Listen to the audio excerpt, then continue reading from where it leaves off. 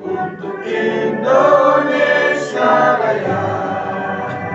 Indonesia Raya, merdeka, merdeka, tanahku, negeriku yang ku cinta. Indonesia Raya, merdeka, merdeka, hiduplah Indonesia Raya. Pengelolaan dana hibah.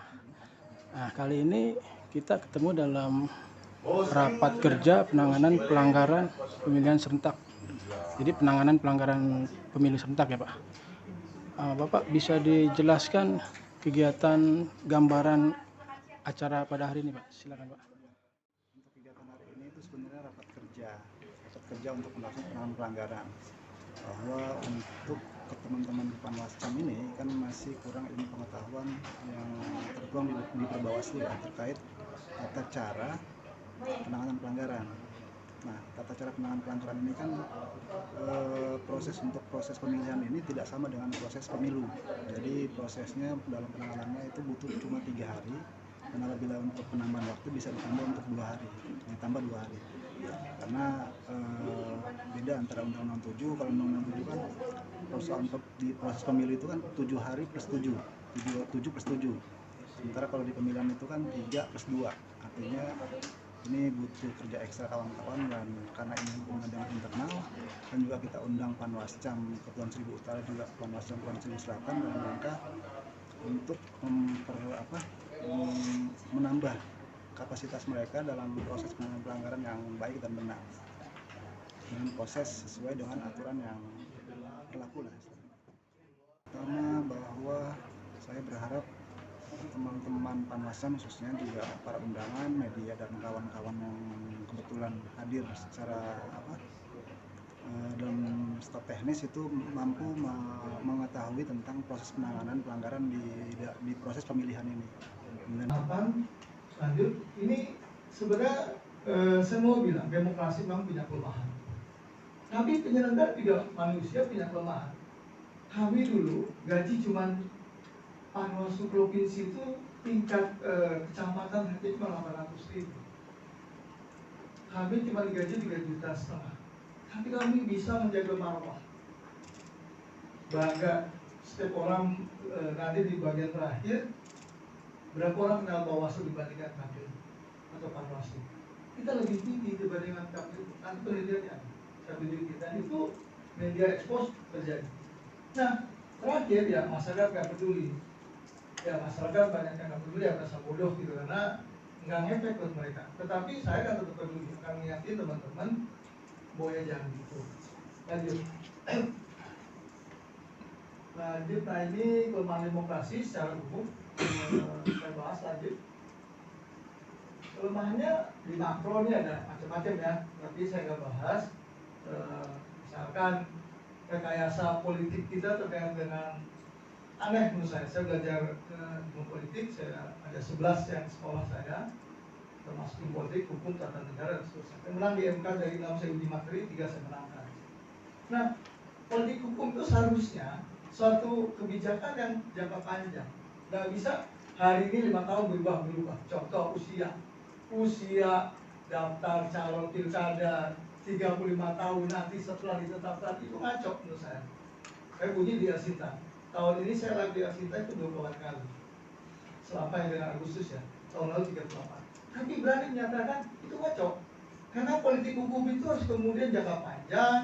Kalau memang putusan MK hari ini atau putusan MA, itu nanti ditunda untuk 5 tahun kemudian. Jangan pada hari ini lagi main bola, kok tiba-tiba aturan mainnya kemudian diganti. Offsetnya itu nanti, offsetnya, oh udah nggak offset nih, nggak mungkin gitu. Coba.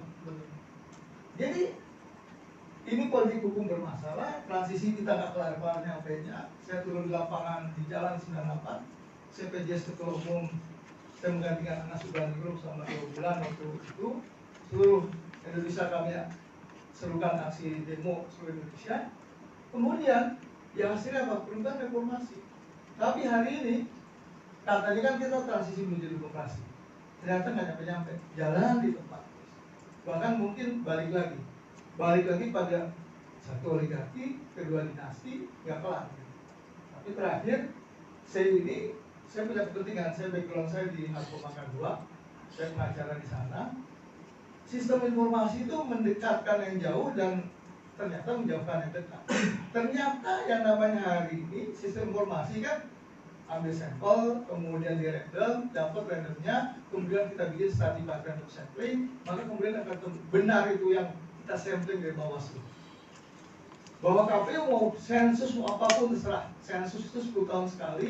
Saya orang statistik kesehatan, belajar statistik selama 3 tahun saya di UI. Dalam statistik itu sensus itu yang paling mahal, triliunan harganya. Tapi sampling itu ada sebuah metode yang benar. Strategi.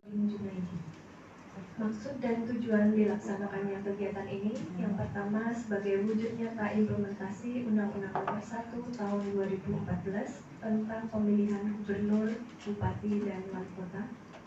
Yang kedua, merumuskan strategi dan langkah-langkah yang efektif dalam menangani pelanggaran yang mungkin terjadi selama proses pemilihan. Dan yang ketiga, untuk memperkuat koordinasi antar berbagai lembaga untuk memastikan penanganan pelanggaran berjalan dengan lancar dan sesuai dengan aturan. Tempat dan waktu kegiatan ini dilaksanakan pada hari ini, hari Kamis 22 Agustus tahun 2024, dimulai pukul 9 pagi hingga selesai, bertempat di Hotel 101 Urban Jakarta Kelapa Gading.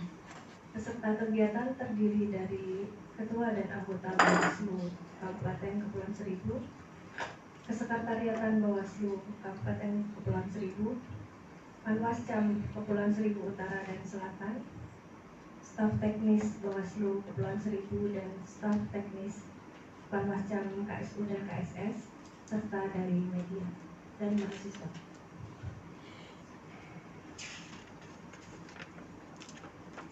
Untuk selanjutnya, mohon kepada Bapak Korbit, Bapak Ulil Amri untuk dapat memberikan arahan sekaligus membuka secara resmi kegiatan kita pada siang hari ini. Akhir kata, selamat mengikuti kegiatan ini dan mohon maaf apabila ada kekurangan dalam pelaksanaan kegiatan. Billahi taufiq wal hidayah. Wassalamualaikum warahmatullahi wabarakatuh. Selanjutnya, sambutan sekaligus membuka acara secara resmi kegiatan rapat kerja penanganan pelanggaran yang akan disampaikan oleh Bapak Ulil Amri selaku pimpinan Bawaslu Kabupaten Kepulauan Seribu. Kepadanya dipersilakan.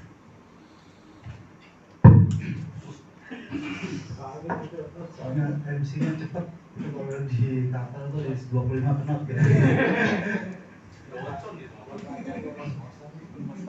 Baik, assalamualaikum warahmatullahi wabarakatuh. Salam sejahtera untuk kita semua. Semoga kita semua dalam keadaan sehat. Salam Om Swastiastu, Namo Buddhaya, Salam Kebajikan. Yang saya hormati Bu Polsek Putri Kusmawati, Bang Ratri selaku DPP. Yang saya hormati kawan-kawan semua dari Panwascam Kepulauan Seribu Selatan dan Panwaslu Kepulauan Seribu Utara yang belum hadir ya, masih di laut. Yang saya hormati Pak Acan dan Pak Agus dari media dan kawan-kawan mahasiswa serta staf yang membantu kegiatan pada hari ini. Jadi syukur alhamdulillah kita bisa berkumpul pada hari ini dalam rangka raker dengan pelanggaran. Sebenarnya tadi kita sudah sempat singgung ya bahwa penanganan pelanggaran itu 3 hari kali 2, 3 hari tambah 2 peristiwa. Kita ketahui bahwa itu perlu diperhatikan nanti kalau seandainya akan benar-benar terjadi pelanggaran itu. Saya ucapkan juga terima kasih kepada semua para hadirin yang pada hari ini kebetulan internal aja ya dan beberapa kawan-kawan mahasiswa untuk bisa mengikuti acara pada kegiatan hari ini. Yang kebetulan tidak satu narasumber lagi, Pak Robin nanti pada saat setelah makan siang ya, sedikit saya akan memberikan semacam gambaran tentang proses pelanggaran terkait beberapa kejadian-kejadian yang kebetulan kemarin sempat terjadi di Kepulauan Seribu Selatan khususnya. Itu dalam proses melakukan tindakan itu tidak melalui prosedur beracara, artinya melakukan tindakan yang dimana sebenarnya ada proses acaranya, bukan hanya proses tata caranya, tapi ada cara beracara tentang melakukan proses penanganan pelanggaran. Kalau memang nanti tidak sempat pada proses penanganan pelanggaran itu dilakukan, maka pantasnya untuk dilakukan mediasi atau persuasi saja, karena itu akan merepotkan dan keputusan kita itu akan mempengaruhi nasib orang soalnya. Karena nasib orang di situ kita tentukan dengan rekomendasi atau apapun itu akan berpengaruh di kemudian hari. Tapi kalau seandainya itu benar-benar sudah terlalu parah, bisa juga kita lakukan itu.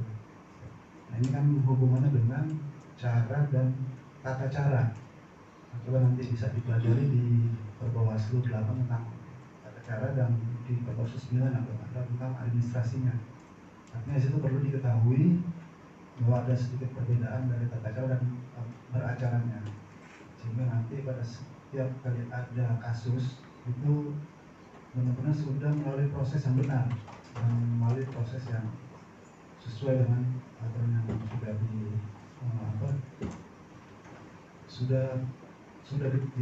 ada di Perbawaslu-nya istilahnya itu. Mungkin itu gambaran yang kira-kira nanti bisa dibaca-baca ya Perbawaslu-nya, supaya nanti pada saat proses pelanggaran sudah tidak lagi kebingungan. Hanya sedikit informasi bahwa kemarin kita telah mencoba membuat surat saran perbaikan, yang dimana ternyata saran perbaikannya itu berefek kurang baik terhadap Bawaslu lah, karena yang kita lakukan itu ternyata sudah di luar dari apa yang sepatutnya. Menurut KPU bahwa saran tersebut mestinya dilakukan sebelum proses penetapan hasil, tapi sementara Bawaslu melakukan saran perbaikan itu setelah. Maka dia menyarankan untuk berdiri wujudkan harapan reformasi.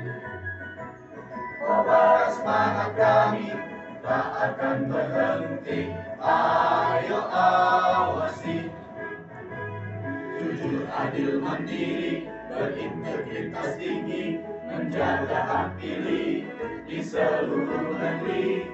Bersama rakyat awasi pemilu, demokrasi maju. Pengawas pemilu, tonggak demokrasi bangsa. Bersama Badan Pengawas Pemilu, kita tegakkan keadilan pemilu. Pengawas pemilu, tonggak demokrasi bangsa. Bersama Badan Pengawas Pemilu, kita tegakkan keadilan pemilu. Kita tegakkan keadilan.